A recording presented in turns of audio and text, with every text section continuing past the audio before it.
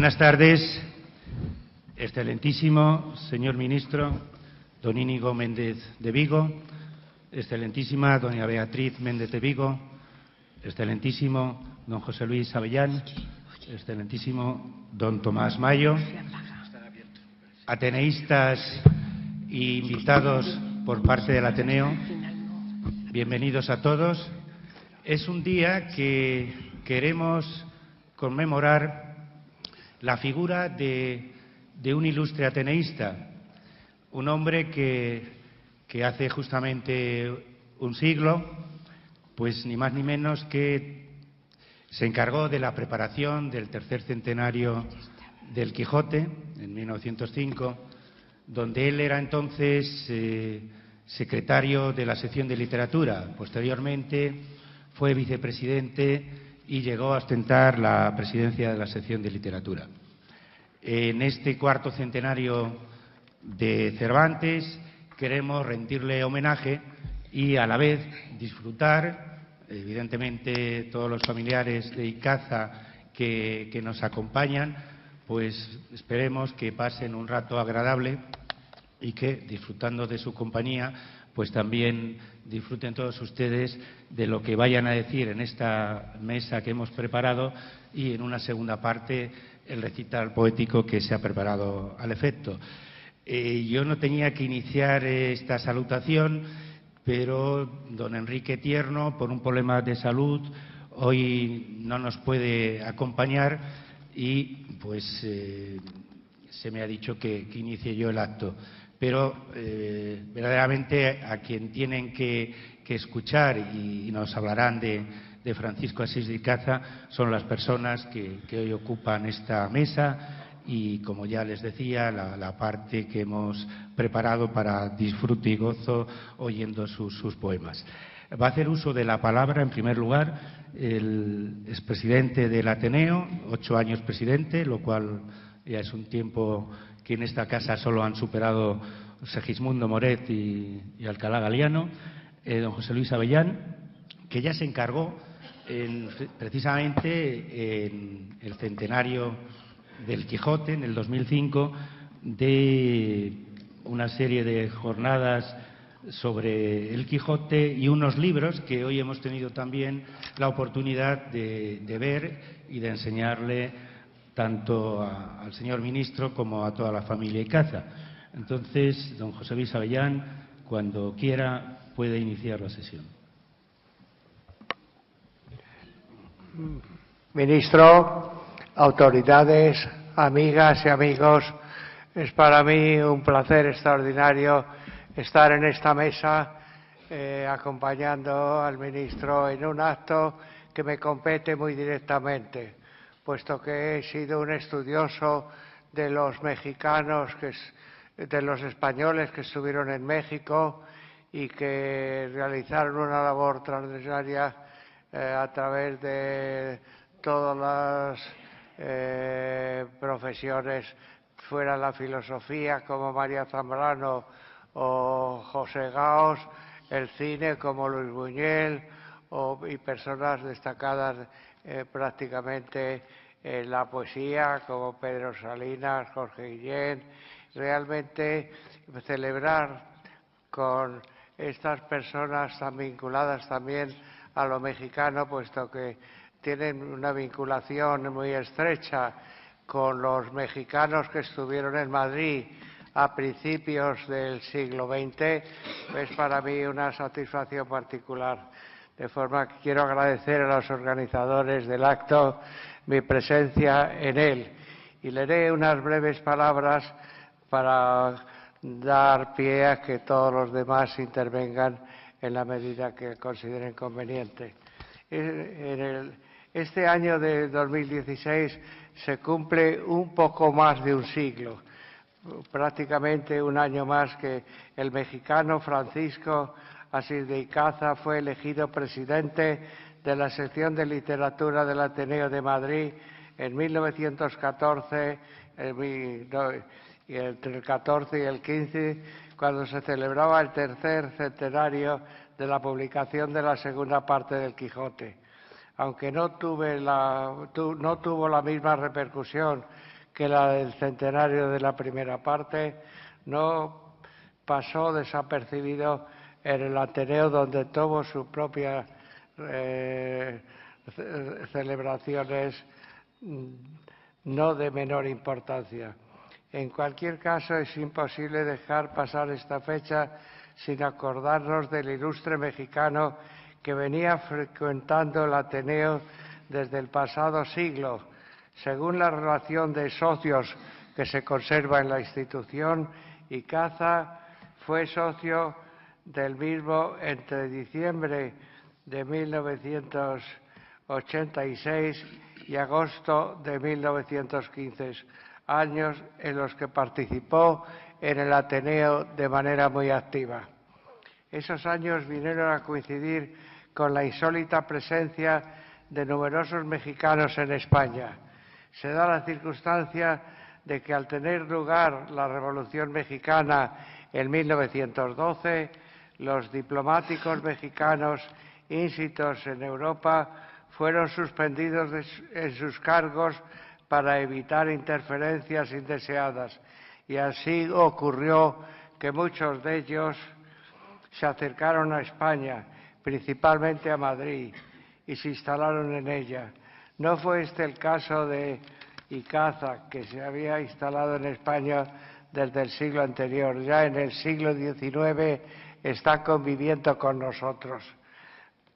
Pero en cualquier caso, no cabe duda de que su presencia en nuestro país facilitó la labor intelectual a que estaba destinado, convirtiéndole en un personaje señero de la presencia mexicana en España y muy particularmente en el Ateneo de Madrid, donde tuvo lugar su actuación profesional más importante. No voy a narrar aquí este episodio de nuestra evolución intelectual. Lo he hecho ya pormenorizadamente en otras ocasiones.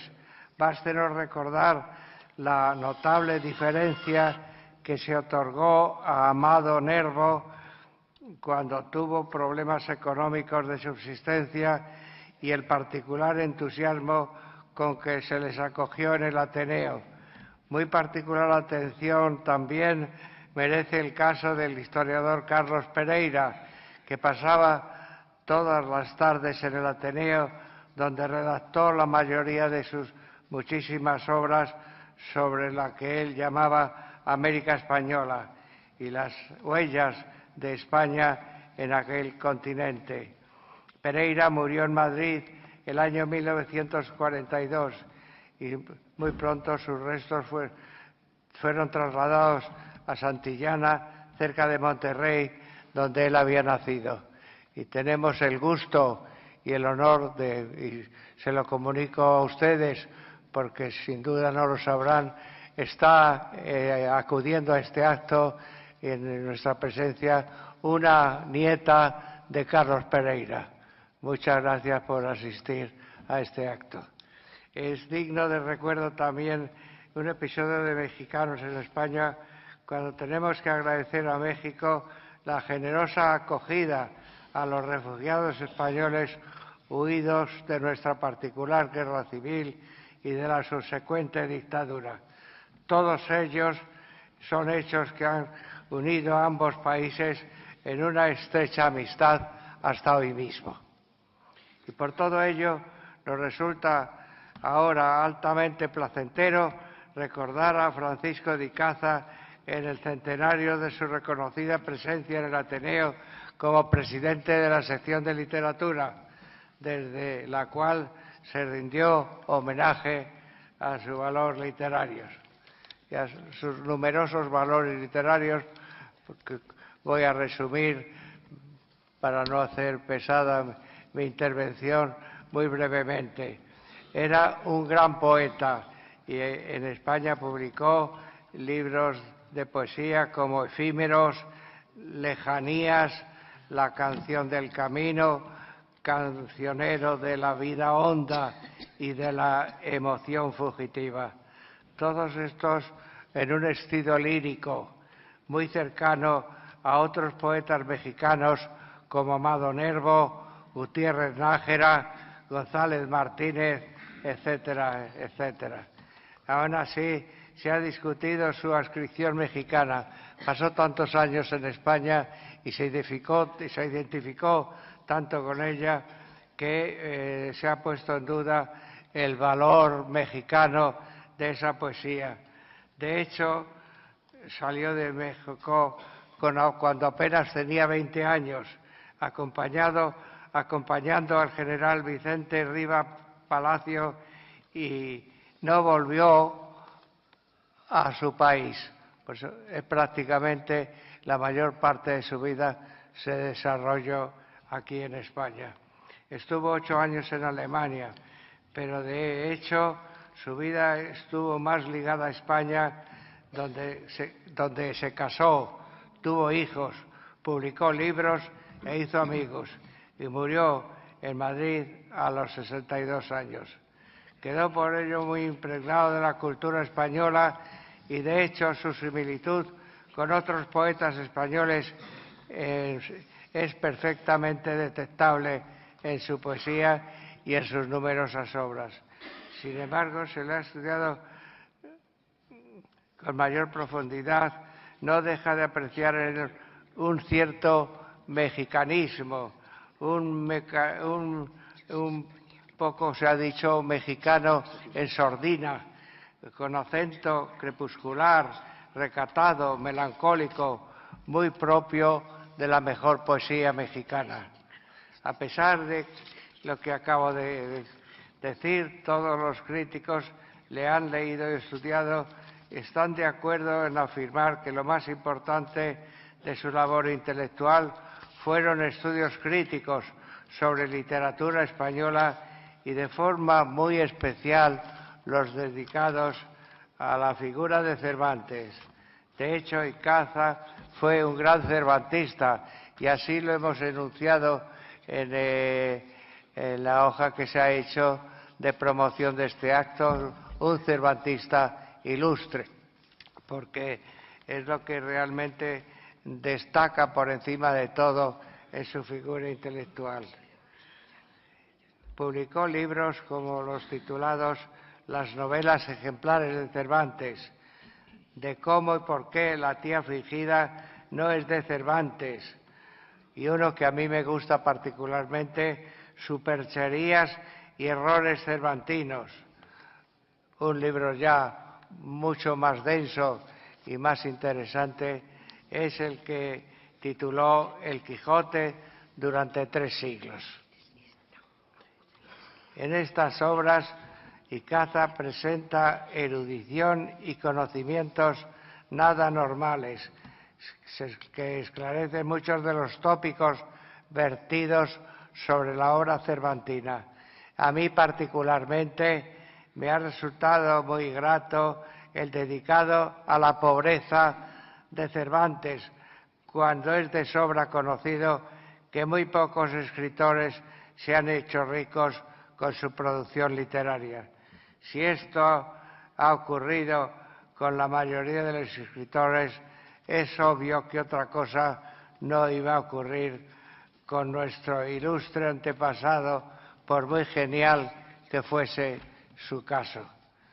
Y al terminar estas palabras, pues agradecer una vez más, como he hecho al principio, el hecho de que me permita participar en un acto para mí verdaderamente emotivo, refiriéndome a este eminente mexicano que no podemos más que evocar con sintonía cordial e intelectual entre nuestros pueblos, México y España, que permanecen desde aquellos años de principios del siglo XX prácticamente unidos, una de las amistades españolas más importantes de todo el mundo. Muchas gracias por su atención.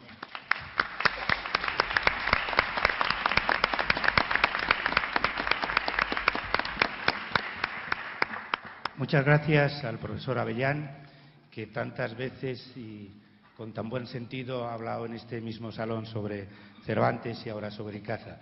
Y precisamente de los libros a los que aludía don José Luis, hemos preparado una vitrina justo a la entrada de este salón para que los que quieran puedan contemplar, además con la firma de puño y letra de los libros que Icaza donó a esta biblioteca.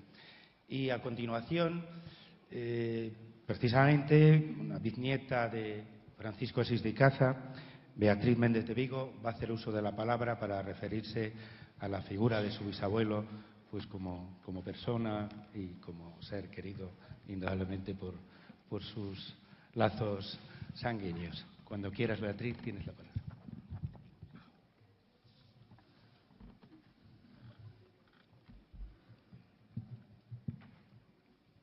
Quiero que mis primeras palabras sean para expresar en nombre de mi familia y en el mío propio nuestro más profundo agradecimiento al presidente del Ateneo, don Enrique Tierno, y a su junta de gobierno, y al coordinador moderador, don Daniel Pacheco, por la organización de este acto en memoria de mi bisabuelo, Francisco Asís de Icaza. Asimismo, deseo dar las gracias a todos los intervinientes cuyas voces, mucho más autorizadas que la mía, van a glosar la vida y sobre todo la obra de Francisco de Icaza.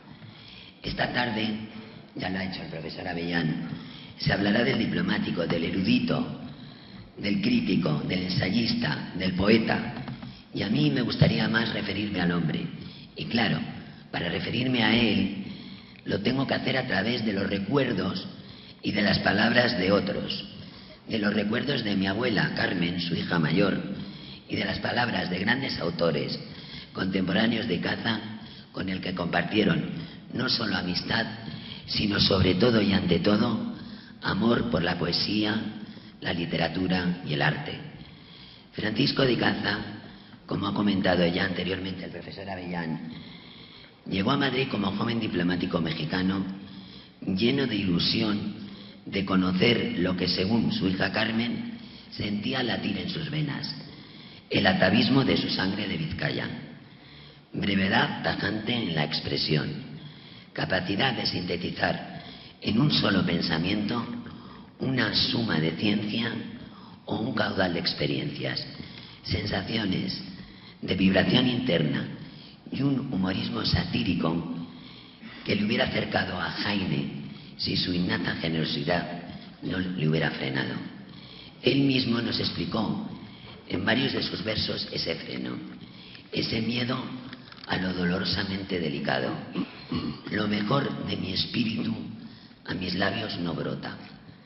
Este joven diplomático conocería, cómo no, en una tertulia literaria a la que se convertiría en su mujer, mi bisabuela, Beatriz de León y Loinaz, granadina, hija de una estirpe de oficiales de caballería, todos ellos maestrantes de Granada, ciudad que Francisco de Icaza había conocido a los 20 años y a la que volvió el joven matrimonio en su viaje de bodas. Y allí, visitando la Alhambra, surgió de forma espontánea su verso más popular, el que es más conocido: dale limosna, mujer, que no hay en la vida nada como la pena de ser ciego en Granada. Y con este verso, la consagración como poeta de aquel a quien su gran amigo Rubén Darío describiría, fíjense qué preciosidad, como el poeta artista que tiene España prestado para América, mientras le brota uno propio. Y uno de los muchos que brotaron, Antonio Machado, le dedica en Soledades a un maestro el siguiente verso que le describe de manera magistral. No es profesor de energía Francisco Asís de Icaza, sino de melancolía. De su raza vieja tiene la palabra corta, honda sentencia. Como el olivar mucho fruto lleva, poca sombrada. Francisco de Icaza, de la España vieja y de Nueva España, en áureo centén se graba en tu lira y tu perfil de virrey.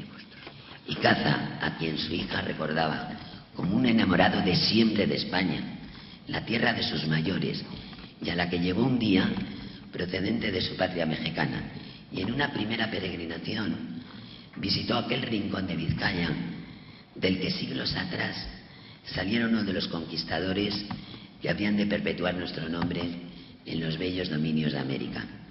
Aquel Icaza que le enseñaba a Carmen los versos de su gran amigo Juan Ramón Jiménez y que le tendía alegre un juguete que para ella había comprado en Berlín en una juguetería Pepe Ortega.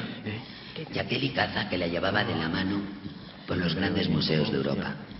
Al Icaza imponente ante sus ojos infantiles, vestido con su casaca rebordada y cubierta de condecoraciones, a quien desde detrás de los cristales de su casa del Kurfürstendamm y de la Cuesta de Santo Domingo veía tomar una carroza para ir a presentar sus cartas credenciales al Kaiser Guillermo II o al rey Alfonso XIII.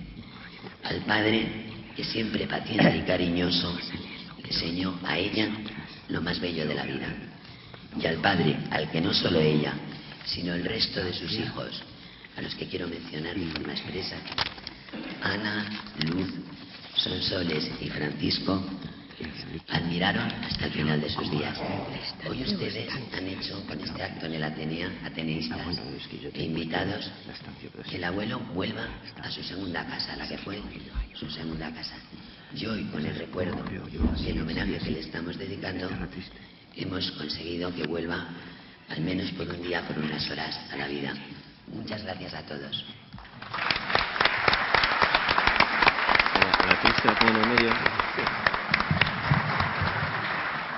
Muy bien, muchas gracias, doña Beatriz Méndez de Vigo. Precisamente esta era, en muchos años de su vida, la segunda casa de Francisco Asís de Icaza.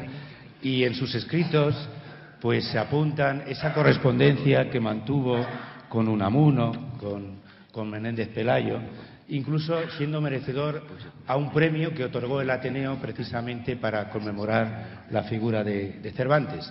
De todo eso, el que quiera puede bucear en nuestra magnífica biblioteca y verá todos estos escritos. Y además, pues creo que tendremos a gala publicar esa correspondencia entre Unamuno y Icaza en una revista que Avellán, Mayo y todos los historiadores de esta casa podremos realizar en breve tiempo. Y ahora, para seguir vinculando a Icaza con América y con España, el fundador de la sección iberoamericana de este Ateneo, fecha que se produjo en 1987, don Tomás Mayo, va a hacer uso de la palabra y nos hablará seguramente de esas vinculaciones de Icaza con México y España. Cuando quieras, don Tomás, tiene la palabra.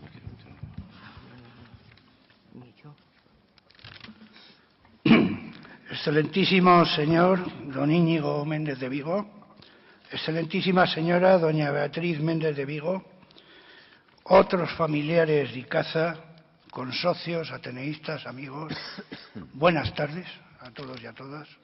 Gracias por estar aquí. En 1886, Porfirio Díaz destierra, digamos de forma honorable, a Vicente Riva Palacio, nombrándole ministro de México en España, siendo acompañado por Francisco Asís de Icaza como secretario. Ambos se quedarán a vivir en España y cuando muere Riva Palacio en 1896, Francisco de Icaza queda como encargado de negocios, siendo nombrado después ministro plenipotenciario en Alemania en 1904 y en España en 1912, viviendo en Madrid hasta su muerte en 1925, años en los que efectivamente se convirtió en un gran cervantista y en un gran crítico literario. Cuando llegan a Madrid, Vicente Riva Palacio está dirigiendo la obra México a través de los siglos, que culminará en 1889, y Francisco de Icaza se convierte en el difusor del modernismo mexicano en España, en especial de autores como Manuel Gutiérrez Nájara o Salvador Díaz Mirón, y posteriormente publicará sus propios poemas y libros. En estos años viven también en España numerosos intelectuales mexicanos, algunos vinculados al cuerpo diplomático, que conocerán y establecerán relaciones de amistad en el Ateneo y en otras instituciones con muchos de los componentes españoles de las generaciones del 98, del 14 y del 27. Veamos algunos de ellos. Juan de Dios Peza, secretario de la Legación de México en España en 1878, y que además de relacionarse con escritores españoles, dio a conocer en España a diversos autores mexicanos. Jesús Justo Sierra, que en 1901 se traslada a Madrid y participa en el Congreso Social y Económico Hispanoamericano. Posteriormente será nombrado ministro plenipotenciario de México en España, muriendo en Madrid en 1912.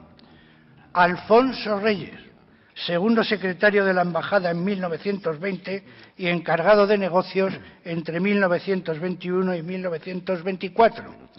María Enriqueta Caramillo, que vive en Madrid desde 1916 hasta 1948.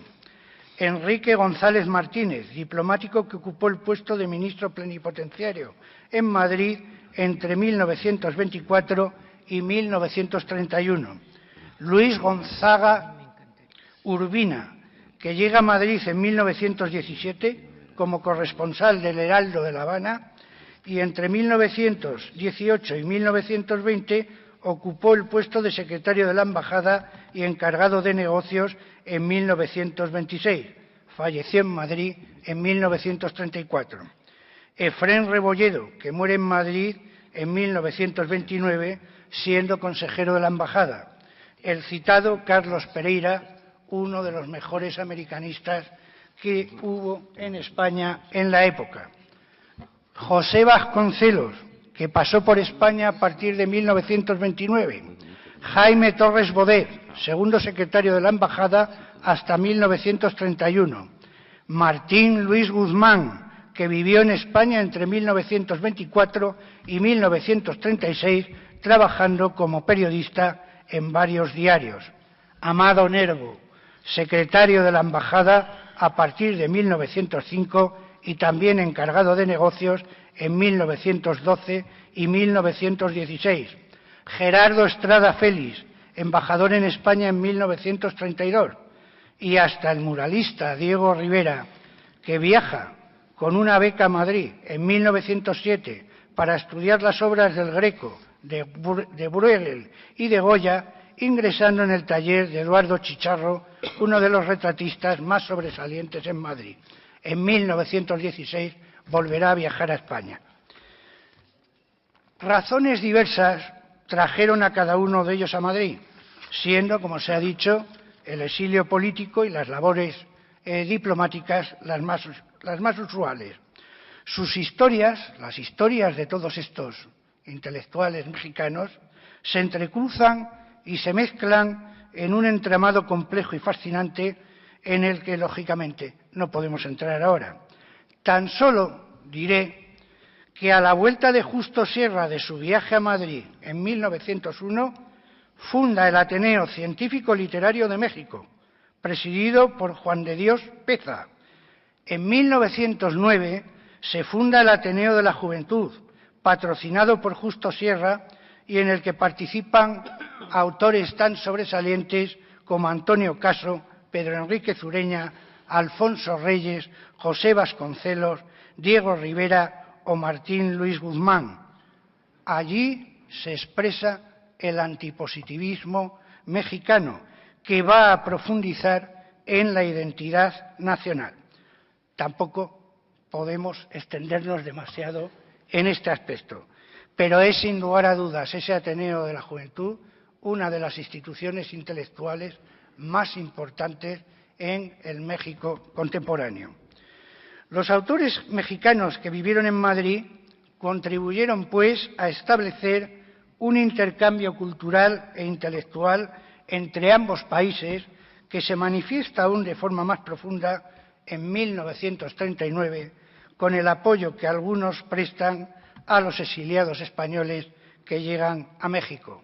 Así, Alfonso Reyes participa en la fundación de instituciones como la Casa de España, el Colegio de México y el Ateneo Español de México, este último en 1949.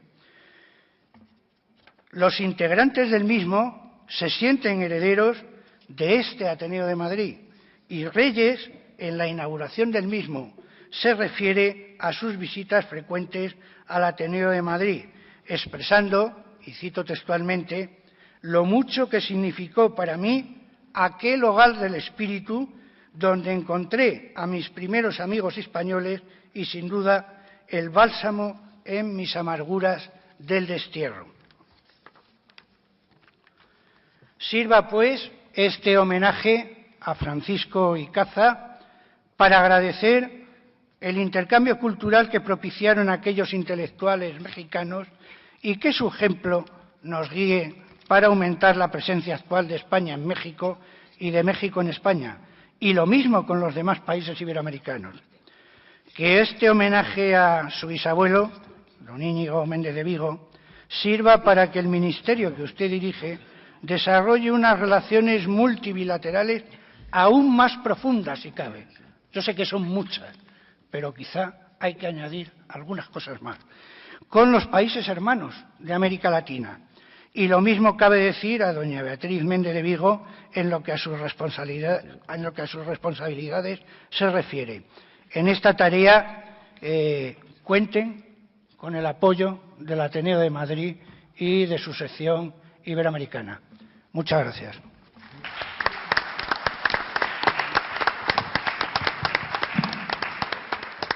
Muchas gracias, don Tomás. No cabe duda que la presencia mexicana en este Ateneo ha sido riquísima en cantidad y calidad. Y no en vano, en la Cacharrería, que como saben ustedes es el lugar contiguo a este salón, hay un busto precisamente de Alfonso Reyes. Y por abundar en lo que dice don Tomás, decirle al ministro que ya en épocas no tan lejanas, en 1993, este Ateneo sirvió para que el conjunto de ateneos de Iberoamérica llevasen aquí unas jornadas que las calificaron y que fueron presididas por los Reyes de España como la anfitrionía de ateneos. El conjunto de ateneos que vincula a los países hermanos en sus más de 150 ateneos y los que puedan quedar aquí en España. Bueno, pues desde este Ateneo Matriz, pues también queremos que esta vinculación siga proyectándose y para ello, y es un apunte nada más, el próximo 10 de mayo, precisamente la sección de Iberoamérica va a congregar en esta misma sala a lo que es la UCI y nos brindamos a ser sede de esa unión de capitales iberoamericanas y esperemos que todo esto pueda tener proyección y desde la Junta de Gobierno pues haremos todo lo posible para estimularlo y que, como decía, tenga su sede en este mismo salón. Bien, y ahora ya, precisamente, para cerrar esta primera parte, don Íñigo Méndez de Vigo, bisnieto, ilustre bisnieto de don Francisco Asís de Icaza, pues va a tomar la palabra. Yo tengo que reconocer que hace 7 meses desconocía, no el nombre y su proyección en el Ateneo, pero sí la obra poética, y esto nos ha llevado a presentar este acto y a que ustedes puedan estar con todos nosotros y disfrutemos todos juntos de la figura inolvidable de Francisco Asís de Icaza. Señor ministro, cuando quiera tiene la palabra. Gracias. Voy a hablar desde aquí, si no les importa a ustedes, empezando, porque es de bien nacidos ser agradecidos, diciéndole al Ateneo, a su presidente, lamento mucho que no se encuentre aquí, pero por favor transmítaselo, Daniel, José Luis, Tomás, el agradecimiento, y quiero hablar en nombre de la familia Icaza, por este acto. Me he enterado ahora de una cosa, es que Icaza se hizo ateneísta en 1886, el año en que llegó. Yo creo que Icaza debió aterrizar aquí, aterrizar no, porque no podría haber avión, vendría en barco. Pues Icaza llegó aquí y lo primero que hizo fue hacerse ateneísta, lo cual dice la importancia que tenía sin duda el Ateneo de Madrid en aquella época. Yo quiero agradecerles de corazón en nombre de mi familia el que hayan organizado hoy este acto, porque creo que es bueno recordar. Cuando falleció su hija, antes de cumplir 20 años, su hija Luz, supongo que los deudos le dirían: hay que olvidar, tienes que salir adelante. Y Caza escribió un versito que empezaba diciendo: olvidar no podría, recordar es lo mejor. Pero yo creo que a él le gustaría que le recordáramos, porque recordando uno está vivo, uno no muere nunca. Caza murió en el 25, ninguno de los que estamos aquí llegó a conocerle. Sabemos de él, mi hermana lo ha explicado muy bien por el testimonio de sus hijos, pero ninguno de los que estuvimos aquí tuvimos la ocasión de tratarle ni de saber cómo era. Pero yo creo que es bueno recordar. Es bueno recordar, porque como dice otro grandísimo poeta mexicano, en este caso Jaime Sabines, escribe un poema que a mí me gusta mucho repetir: morir es retirarse, hacerse a un lado, ocultarse un momento, estarse quieto, pasar el aire de una orilla a nado y estar en todas partes en secreto. Yo creo que Icaza hoy está en secreto aquí con nosotros y muy contento de que este Ateneo, su Ateneo, le rinda este homenaje con personas que tan bien conocen su obra y luego con grandes poetas que van a recitar sus palabras, que van a hacer vivas sus palabras. Por tanto, mi agradecimiento a todos ustedes. Yo creo que Icaza, como me imagino yo a Icaza, yo creo que Icaza era una persona que tuvo que desdoblar su personalidad y, por tanto, su vida. Como escribió Nicolás Guillén en un poema de su época modernista, a él le hubiera gustado dedicarse a escribir versos, pero he tenido que estudiar Derecho para ganarme la vida. Y Caza tuvo que dedicarse a la diplomacia, aquí se ha contado, vino con el general Desterrado, en efecto, y combinó el trabajo diplomático con el trabajo que a él le gustaba en realidad, que era la literatura, encargarse de la literatura. Él empieza, yo creo, haciendo estudios críticos, especialmente sobre Lope de Vega, luego sobre Cervantes, escribe poemas, traduce, es un grandísimo traductor, habla varios idiomas, lo cual le facilita esa función, que es una función muchas veces no suficientemente apreciada del traductor. Hoy en el mundo de Internet, en el que casi todo el mundo habla inglés o casi todo está en inglés o en español, que es la gran herramienta. Yo, José Luis, me acuerdo que escribió una vez, hace ya muchos años, sobre eso, sobre la herramienta del español en el mundo de las nuevas tecnologías, pero entonces era imposible, no había esa capacidad de comunicación. Él es un gran traductor. Yo creo que él era una persona muy estricta. Era muy estricta en el trabajo. Probablemente yo haya heredado algo de eso. Aquí hay varios colaboradores míos que lo corroboran. Dirán, sí, usted es bisnieto de Icaza. Porque fíjense que Amado Nervo y Alfonso Reyes, que estuvieron vinculados, estuvieron a sus órdenes en algún momento, tuvieron eso que se llama eufemísticamente desencuentros con él. Porque yo creo que Icaza era muy estricto en las relaciones profesionales. Esto es una suposición. Lo he encontrado en alguna tesis doctoral, alguna referencia velada que se hacía entonces a esas desavenencias. Pero lo que sí puedo darles cuenta es de lo estricto, lo riguroso, lo crítico que era como crítico literario. Era terrible. Y además era una persona que no ahorraba calificativos. Incluso tuvo varios duelos a causa de ello. Entonces las cosas se tomaban muy en serio y cuando uno acusaba a otro de haber plagiado, pues a lo mejor te retaban a duelo, ¿no? Es muy conocido que Icaza a la Pardo Bazán la acusó de haber plagiado ni más ni menos que a Zola. Y doña Emilia era una señora de armas tomar, que se lo pregunten a don Benito Pérez Galdós. Quiero decir con ello que era un personaje que no debía ser nada sencillo.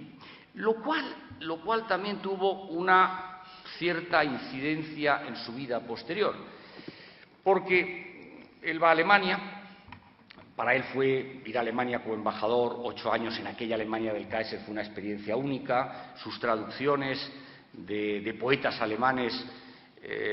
Algunos de ellos solamente se conservan porque los tradujo, porque han desaparecido completamente, pero fue una época muy exitosa, aunque él siempre que podía venía a España. Antes se ha mencionado aquí su presencia como representante del gobierno mexicano en el tercer centenario de la publicación de la primera parte del Quijote. Representó al gobierno mexicano y se quedó un año en España. Estaba claro que lo que le divertía era venir al Ateneo. Pues bien, Icaza en aquella época, yo creo que esa actitud crítica, rigurosa, estricta, luego le valió, le llevó a serios problemas dentro de la propia carrera diplomática.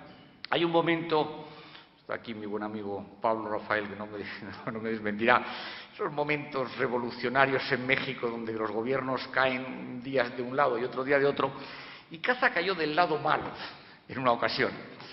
Y eso tuvo una repercusión dura para él y para su familia, porque le cortaron el sueldo. Ustedes imagínense lo que es en 1915 que te corten el sustento.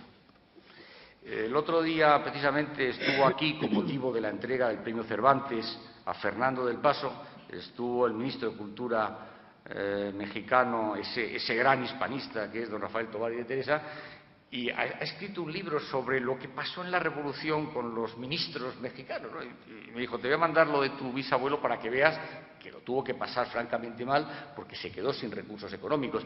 Yo creo que los últimos años de su vida él tuvo que trabajar, tuvo que ir al archivo, tuvo que hacer traducciones, tuvo que espabilarse para ganarse la vida y no lo tuvo nada fácil.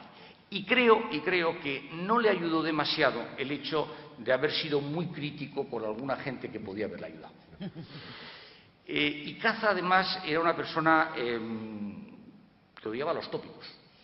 Le espantaban los tópicos y era muy duro con los tópicos. Por ejemplo, por traerle a colación a nuestros días, le espantaría ese tópico que hay ahora en nuestro país, según el cual los actos que se están haciendo en Gran Bretaña sobre el aniversario de la muerte de Shakespeare son mucho más numerosos y mucho mejores que los que hacemos en España sobre Cervantes. Topicazo. Eso lo dijo alguien un día, lo repitió otro día, se convirtió en un titular de periódico y yo cada vez que voy a algún sitio lo oigo.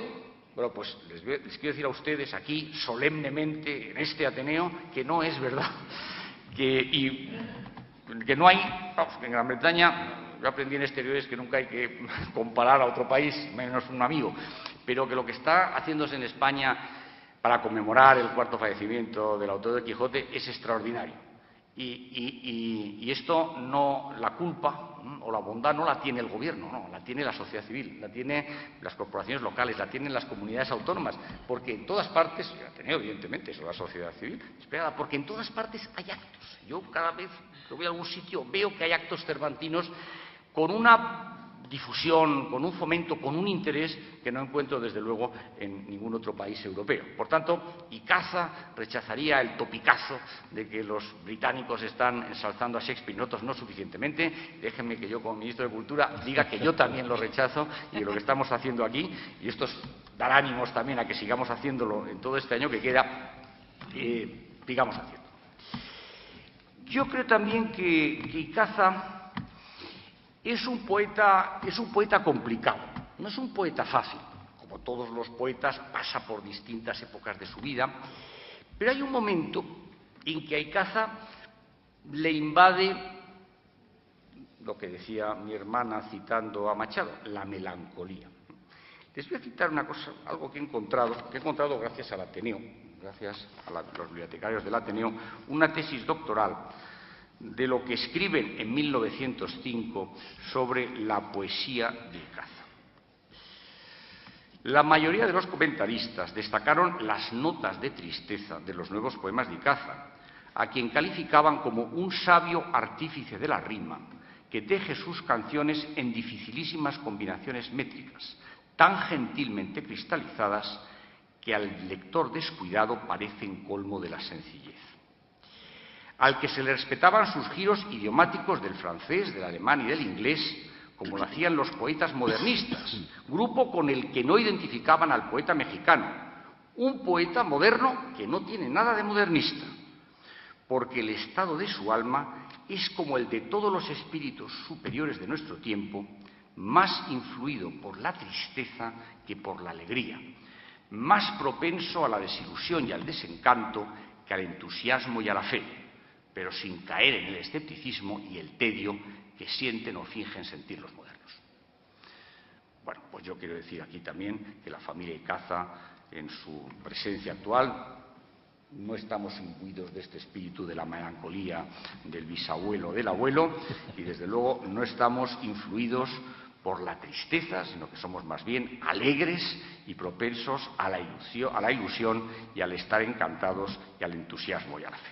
Pero es verdad que la poesía de Icaza, en un determinado momento, a partir de esa época, tiende a la melancolía.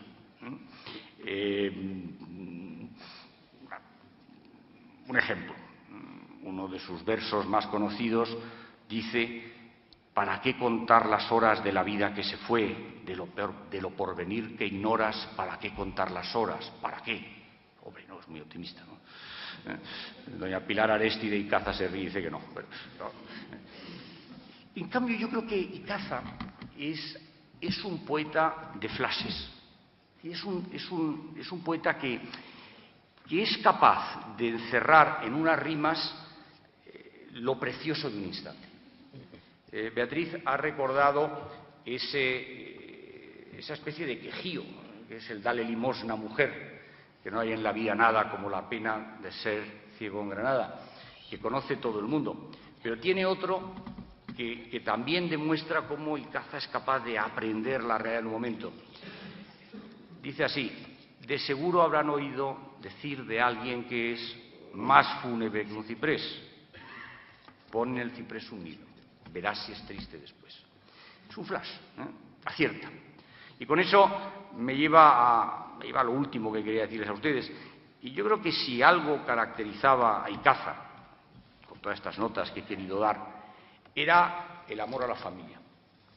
Icaza es una persona de la que sus hijas, su hijo, tenían un concepto altísimo, un concepto de padre queridísimo, de padre que se había desvivido por ellos, de padre que les dio una educación que, cuando las cosas vinieron mal dadas, les sirvió para salir adelante. Y yo creo que, además de otras muchas cosas, como una tradición germanista, mi tía Sonsoles Díez de Rivera Icaza me mandaba el otro día un email y el final acababa con una frase en alemán, una cosa bastante rara. Bueno, nosotros lo hacemos. ¿Por qué? Porque heredamos todavía de aquella presencia tantos años en Alemania el hablar entre nosotros en alemán.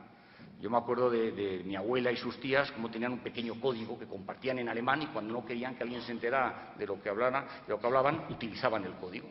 Y determinadas personas conocidas de la vida civil tenían asignado un nombre en alemán, con lo cual solo eran ellas las que entendían lo que decían. Amor a la familia, y con ello termino. Yo también quería recordar aquí a la parte mexicana de la familia, porque cuando muere Icaza en el año 25, hay una parte de la familia, el único chico, Francisco como su padre, que va a México, que vuelve a México. Porque Icaza no volvió desde el año 86. Vuelve a México y ahí comienza una carrera profesional exitosa que le llevó a ser también embajador como su padre y a tener 3 hijos, uno pintor que acaba de fallecer, otro también diplomático que falleció y uno que todavía vive y al que quiero tener un recuerdo muy especial para él, Carlos de Icaza González, que es en estos momentos el subsecretario de Relaciones Exteriores de México. Con lo cual, cuando yo estaba en Exteriores, ya comprenderá don Tomás que más no podíamos hacer por las relaciones de México y España. Estamos absolutamente conchavados en ello y algunos dicen que este premio de Fernando del Paso algo tiene que ver con eso, lo cual es absolutamente falso. Por tanto, ese amor a la familia, ese amor a saber de dónde venimos, para sentarnos sobre el terreno y para tomar fuerzas, eso se lo debemos a Icaza. Y ese recuerdo que el Ateneo ha querido darle hoy hace que Icaza, que está aquí también, en todas partes en secreto, se lo agradezca de veras, y yo, en nombre de mi madre, que es su nieta mayor, y de todos los demás, se lo agradezco muy especialmente. Muchas gracias.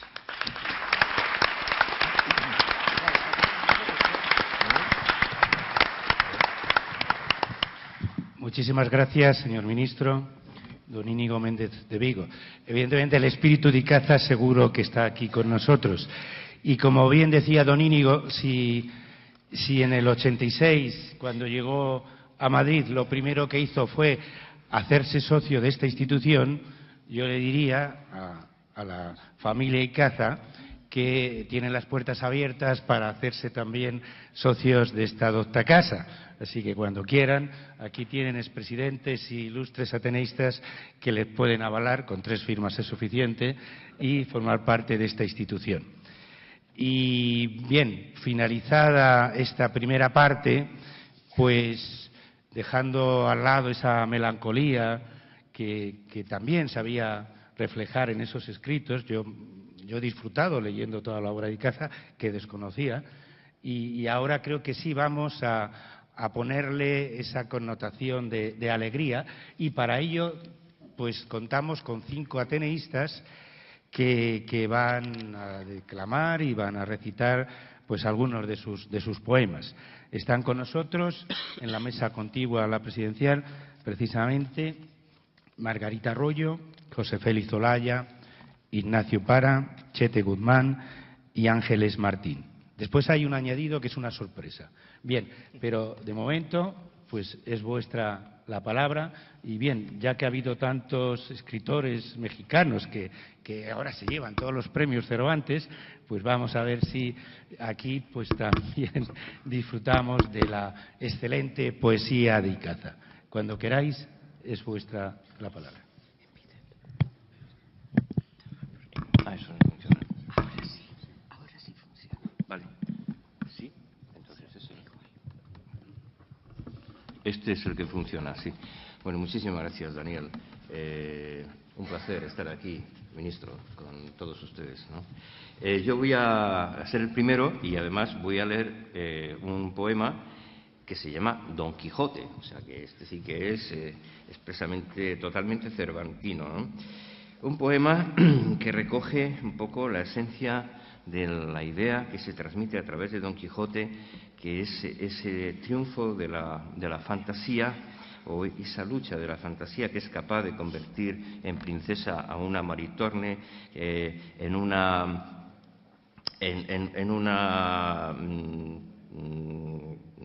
vil a la bella Altisinora, y también, por supuesto, en una princesa inalcanzable y bellísima que es Dulcinea de Toboso. Voy a empezar.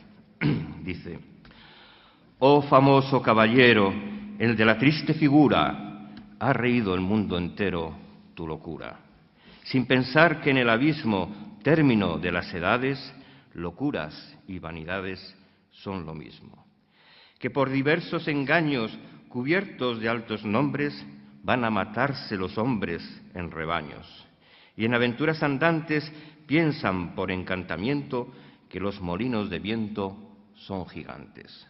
Se ríen de que trastornes lo real en tus empresas, se olvidan de las princesas Maritornes, de que siempre habrá quien fíe en la bella Altisidora, si de amor dice que llora cuando ríe, y que triste o venturoso es el amador quien crea para amar su Dulcinea del Toboso.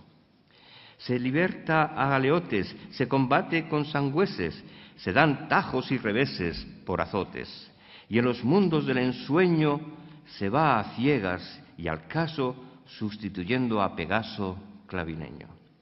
Y ni fieras ni titanes habrá que la marcha impidan, del mismo a quien intimidan los batanes. Oh famoso caballero, el de la triste figura, ha reído el mundo entero tu locura, sin mirar que en el abismo, término de las edades, todas nuestras vanidades son lo mismo.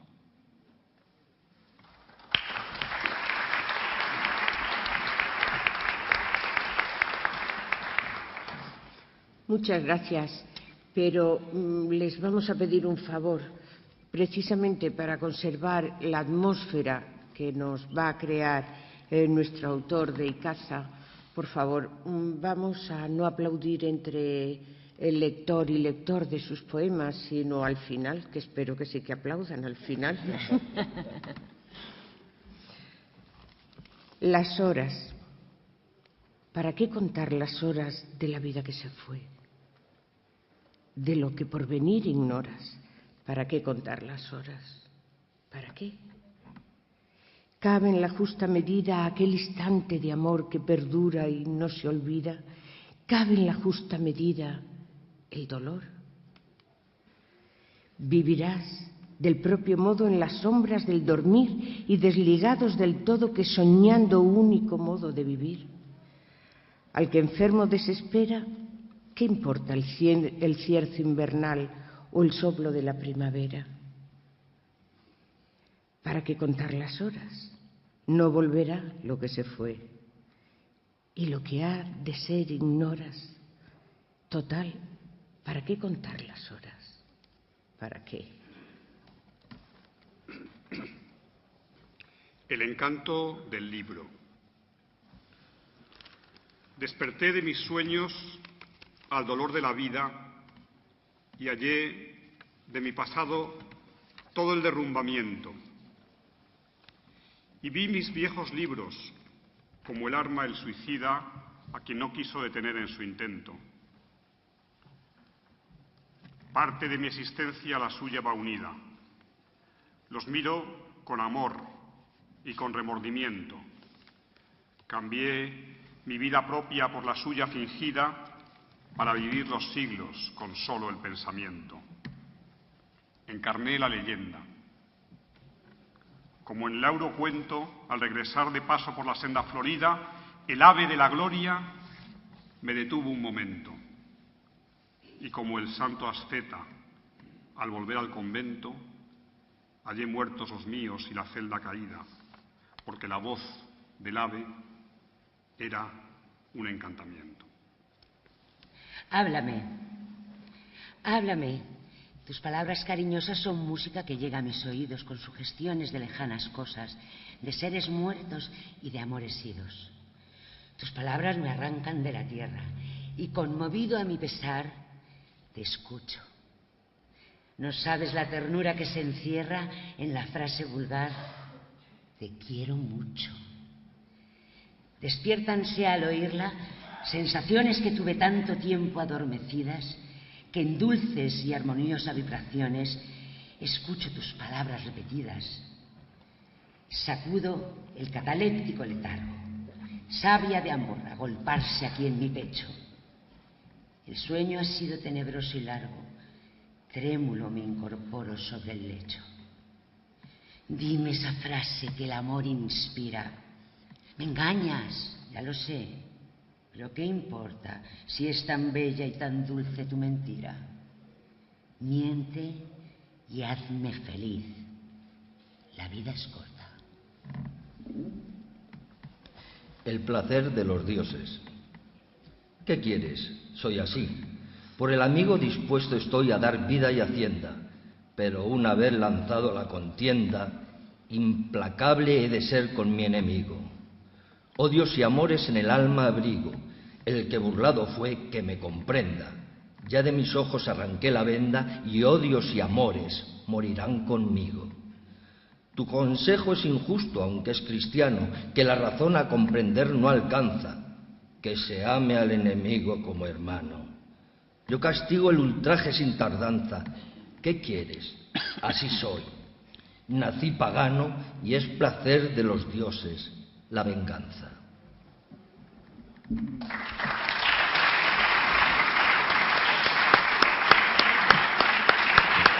Disculpen, tenemos abundancia y calidad. Va a haber tres rondas de lectura. Si os parece conveniente. Ignacio. Vamos a recitar 3 poesías cada uno. Yo voy a recitar la segunda, que a mí me ha recordado, bueno, esto se la podíamos atribuir a Lorca casi, ya, a ver cómo suena. Se llama Reliquia y dice: en la calle silenciosa resonaron mis pisadas. Al llegar frente a la reja sentí abrirse la ventana. ¿Qué me dijo? ¿Lo sé acaso? Hablamos con el alma. Como era la última cita, la despedida fue larga. Los besos y los sollozos contemplaron las palabras que de la boca salían en frases entrecontadas. «Rézale cuando estés triste», dijo al darme una medalla, «y no pienses que vas solo si en tus penas te acompaña». Le dije adiós muchas veces sin atreverme a dejarla, y al fin, cerrando los ojos, partí sin volver la cara. No quiero verla, no quiero, será tan triste encontrarla con hijos que no son míos durmiendo sobre su falda. ¿Quién del olvido es culpable? Ni ella ni yo, la distancia. ¿Qué pensará de mis versos?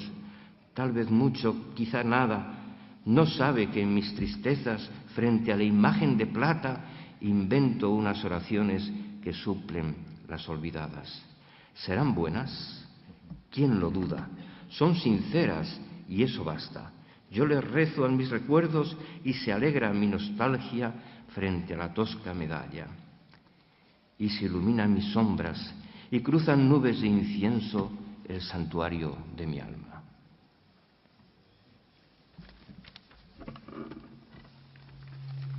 Vesperal.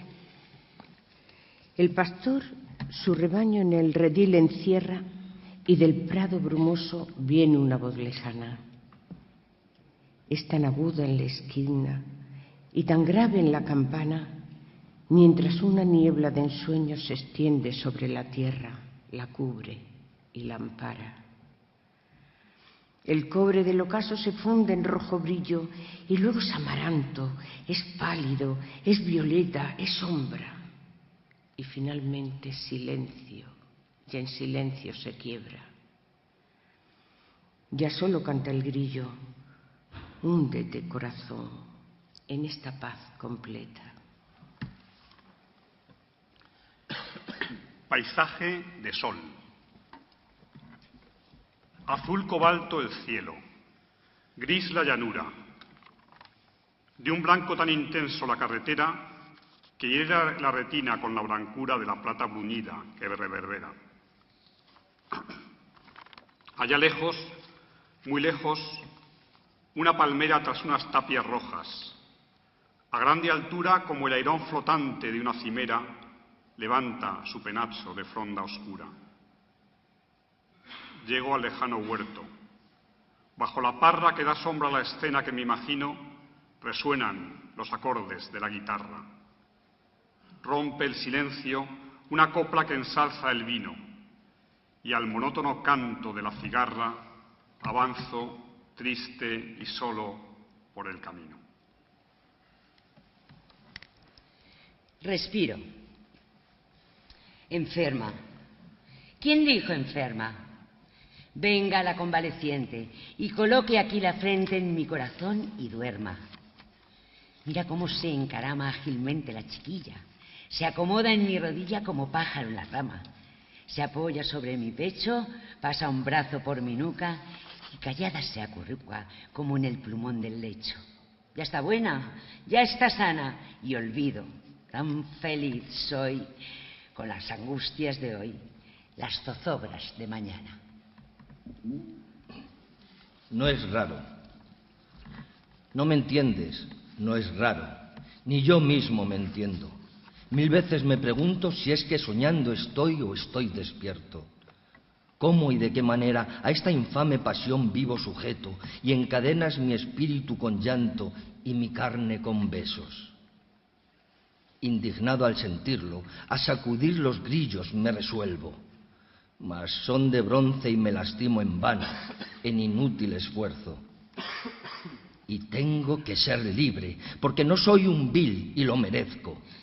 Yo extirparé con mano vigorosa este cáncer moral que llevo dentro. Pero sábelo bien, sábelo y ríe, sírvate de venganza y de consuelo. Dichoso no he de ser, porque en el alma tendré la cicatriz de tu recuerdo. Antes, en los combates de la vida, aún en la lucha me juzgaba bueno. Tú me has hecho saber lo que es el odio, lo que es la ira y lo que son los celos. Pero lloras. Perdóname. ¿Me quieres? No le digas a nadie mi secreto. Hago bien la comedia de la vida y todos los demás me juzgan cuerdo. Esta es la tercera ronda. Esta poesía se llama La estancia, este poema, y consta de 6 cuartetos de 10 sílabas cada uno. Y es un poco del estilo del anterior. Dice: este es el muro, y en la ventana que tiene un marco de enredadera dejé mis versos una mañana de primavera. Dejé mis versos en que decía con frase ingenua cuitas de amores. Dejé mis versos que el otro día su blanca mano pagó con flores. Este es el huerto, y en la arboleda, en el recodo de aquel sendero, ella me dijo con voz muy queda: tú no comprendes lo que te quiero. Junto a las tapias de aquel molino, bajo la sombra de aquellas vides, cuando el carruaje tomó el camino, gritó llorando: que no me olvides. Todo es lo mismo, ventana y hiedra, sitios umbrosos, fresco emparrado, gala de un muro de tosca piedra. Y aunque es lo mismo, todo ha cambiado. No hay en la casa seres queridos, entre las ramas hay otras flores, hay nuevas hojas y nuevos nidos, y en nuestras almas nuevos amores. Preludio. Sí, también el alma tiene lejanías. Hay en la gradación de lo pasado una línea en que penas y alegrías tocan en el confín de lo soñado, porque también el alma tiene lejanías. En esos horizontes del olvido la sujeción de la memoria pierdo y no sé dónde empieza lo fingido ni dónde acaba lo real de mi recuerdo, porque estoy en esos horizontes del olvido. La azul diafanidad de la distancia en el cuarto los términos reparte. Aquí mi juventud, allí mi infancia, y entre las dos la pátina del arte. Ese tono del tiempo que completa lo que en el lienzo deja la pintura, hace rugoso el cutis de la asceta, pero también a la tez de la Virgen da frescura. Pulimento y matiz del mármol terso es en la vieja estatua y melodía en la cadencia rítmica del verso, donde adquiere la antigua poesía pulimento y matiz del mármol terso. Aldea andaluza, de toda tu belleza en mí solo perdura, entre el deslumbramiento de la intensa blancura, la queja de una copla que los aires desgarra. Y en el calcinamiento de la estéril llanura, aquel rincón de paz, oasis de frescura, perdido en la planicie, donde el sol achicharra y sus crótalos roncos repica la cigarra. Y allí, visto de paso, bajo el verde cancel de las tupidas hojas que forman el dosel, aquel rostro moreno del mirador aquel, con los ojos de pena, con los labios de miel y toda Andalucía reconcentrada en él. La Margarita. Soy la blanca sibila de los prados. Doy respuestas de amor y con mis hojas digo si son queridos o engañados los que me cuentan íntimas congojas. Soy la blanca sibila de los prados. Vive amor entre dudas y temores, tierno y esquivo, triste y venturoso. Une a la claridad de los albores las sombras del ocaso misterioso. Vive amor entre dudas y temores. ¿Me quiere o no me quiere? Es el problema. Tormento y dicha de la vida humana. Nosotras resolvemos el dilema, pero vosotros preguntáis mañana, ¿me quiere o no? Y eterno es el problema. Et nun et semper. Siempre. No digas eso, es imposible. Te engaña el corazón, otra es la vida, porque la ley del tiempo es inflexible y el que más ha querido, más olvida. Es muy triste, lo sé, y acaso ignores que aprendí de la vida en el empiezo que el término fatal de los amores, cuando no es el suspiro, es el bostezo. Pensando en ti, la saciedad me espanta, los nudos de tu amor lacios y flojos. Antes quiero el sollozo en mi garganta y el lloro desbordándose en tus ojos. Deja que parta, emprendo mi camino sin maldecir el duelo que me aqueja. Más sabio que nosotros el destino, que hasta ti me llevó, de ti me aleja. Protectores quizá de mi ventura cuando se opone al temerario empeño de convertir en realidad impura el casto amor que acarició tu sueño. He sido ya feliz en mi memoria. Tu recuerdo será sostén y auxilio. Has escrito una página en mi historia con la tinta de rosas del idilio.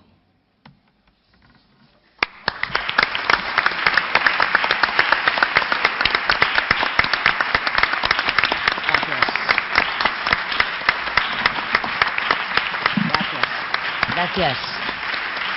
Sí. ¿Cerráis? Bien, pues creo que hemos disfrutado.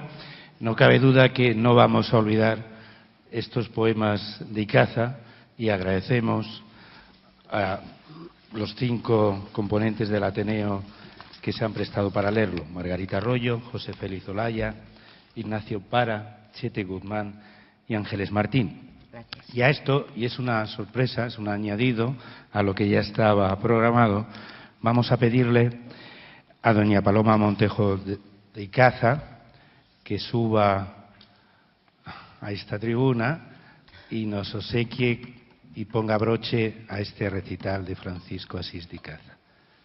Maite, ¿puedes acompañarla? Doña Paloma, por favor.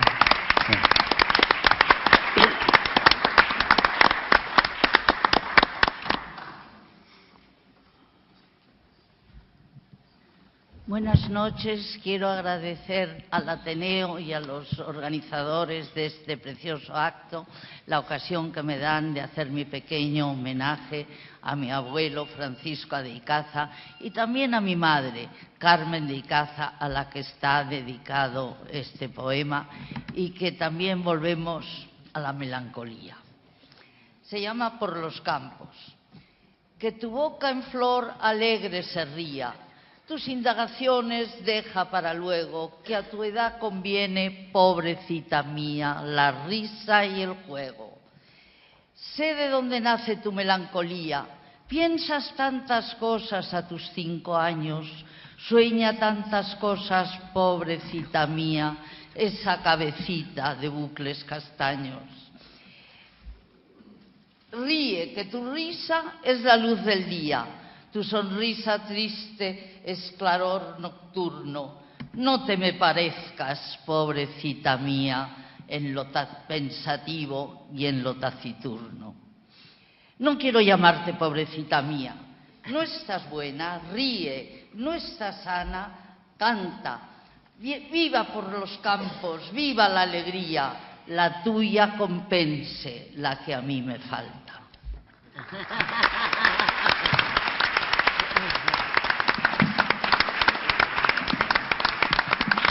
Muchas gracias, doña Paloma. No cabe duda que por sus venas circula sangre de poeta, y creo que en las lecturas poéticas del Ateneo vamos a ver si intentamos traerla para que sea la protagonista de uno de sus actos. Bien, pues muchas gracias, doña Paloma. Y ahora, además de recordar a Icaza y hacerlo con alegría, vamos también a conmemorar con música el acto que aquí hoy nos reúne. Voy a avisar, que creo que no se han dado por aludidos. Sí, ya, bien. Mientras que salen los miembros de la Fundación Operística de Navarra y hacen su correspondiente actuación, bien, pues unos camareros van a ir obsequiándoles con unas copas de cava y después le vamos a pedir al señor ministro que brindemos todos para conmemorar este acto. Pero antes voy a dar la palabra a Juan Carlos Barona, que es de la Fundación Operística de Navarra, para que presente lo que a continuación todos ustedes van a escuchar. Cuando quieras, Juan Carlos, tienes la palabra. Perfecto, muchísimas gracias. Un gusto estar aquí. Mi nombre es Juan Carlos Barona, soy colaborador asiduo de la Fundación Operística de Navarra. Estuvimos aquí hace poco comprobando que la acústica de este lugar es magnífica, así que es un placer estar aquí. Tengo que decirles, mientras van sirviendo las copas para que podamos brindar todos juntos, tengo que decirles que está a determinar la fecha de un concierto extraordinario de ópera en este mismo lugar. Yo creo que será antes de que termine el año, todavía tenemos tiempo, quizá hasta antes del verano, pero esto se concretará. Lo que sí les puedo decir es que como Fundación Operística de Navarra estaremos haciendo próximamente un concierto en el Auditorio Nacional, la fecha 7 de junio. Es un concierto que conmemora la victoria de Blas de Lezo y la Armada Española sobre la Armada Británica en Cartagena de Indias. Y es un concierto que repetiremos también en Cartagena de Indias, Dios mediante, entre el 26 y 28 de octubre. Pero no me quiero desviar. Para nosotros como fundación y como cantantes es un placer estar cerrando este acto con ópera. Nos parece muy apropiado porque estaba pensando que la ópera constituye o establece un matrimonio perfecto con la poesía. La música y la poesía se unen en matrimonio perfecto en el marco de la ópera. Así que pensamos que es muy adecuado terminar este acto de homenaje a un gran escritor, a un gran poeta, Francisco de Icaza. Exacto.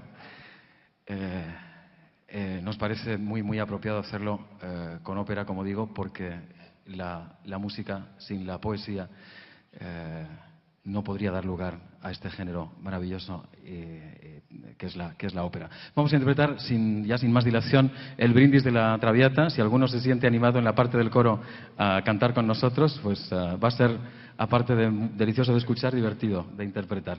Así que, adelante.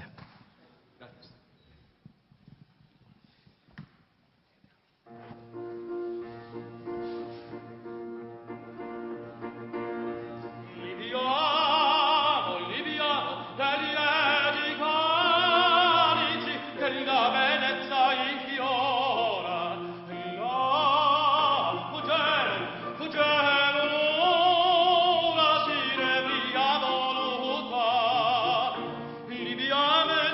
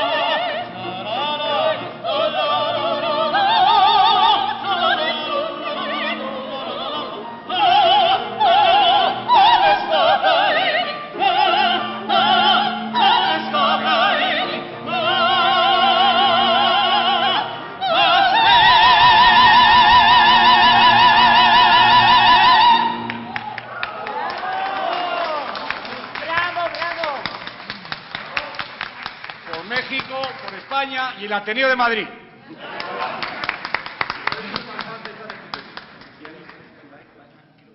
Sí, efectivamente, bien apuntado. Como conocemos el vínculo de este autor con México, nos ha parecido muy apropiado terminar esta intervención musical con el Chotis Madrid, que si se lo saben nos podrán acompañar, compuesto por Lara.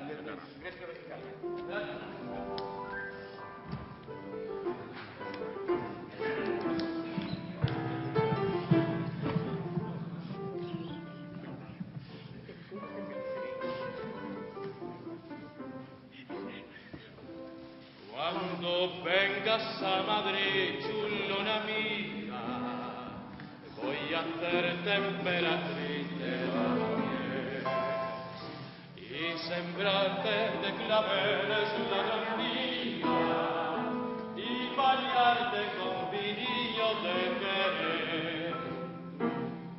Chico de un agasajo obstinado, con la crema de la intelectualidad y la gracia de un piropo martinero, esta prenda cabalquita de Alcalá.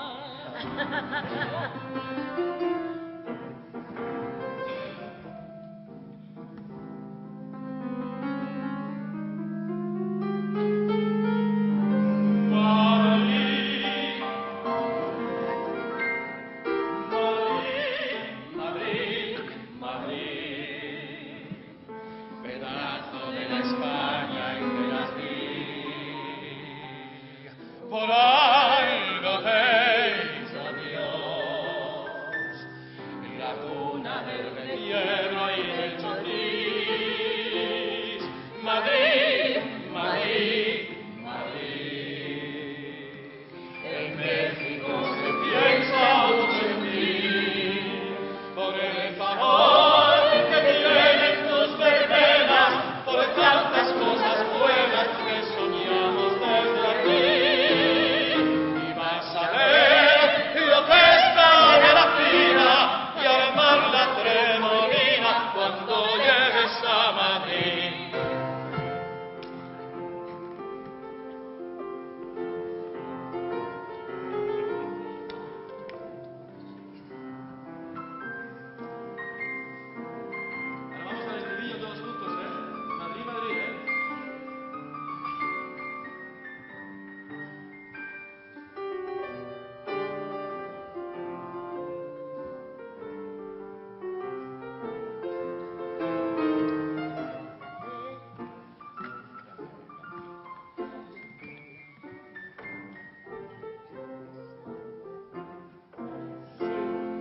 Madrid, Madrid, Madrid, pedazo de la España, pedazo de la España entera aquí. Por algo te hizo Dios, por algo te hizo Dios. La cuna del requiebro y del chotis, del requiebro y del chotis. Madrid, Madrid, Madrid, Madrid. En México se piensa mucho en ti, se piensa mucho en ti. Por el sabor que tienen tus verbenas, por tantas cosas buenas que soñamos desde aquí. Y vas a ver lo que está en la fina y armar la tremolina cuando llegues a Madrid. ¡Que sí!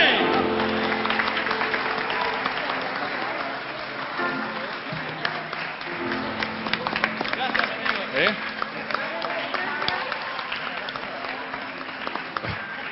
Ya me voy a poner a cantar yo también. No, muchísimas gracias al Ateneo, muchas gracias, Daniel, cómo has organizado todo, cómo habéis leído. La verdad es que Icaza, que está aquí también en secreto, está encantado. Habéis puesto en valor su poesía. Gracias, gracias a todos. Gracias a las familias Montojo Icaza, Diez de Rivera Icaza, Garelli Icaza, a los que no están aquí también con nosotros. Nos habéis hecho muy felices y eso es algo que de verdad podéis estar contentos de ello. Y además me han prometido aquí que vamos a organizar también un acto para ver la relación que tuvo Icaza con México y su repercusión posterior. Con lo cual, yo creo que vamos a venir mucho al Ateneo, que es una cosa muy sensata y que contribuye de verdad a ser más felices, que es de lo que se trata. Gracias de corazón, gracias y hasta la próxima.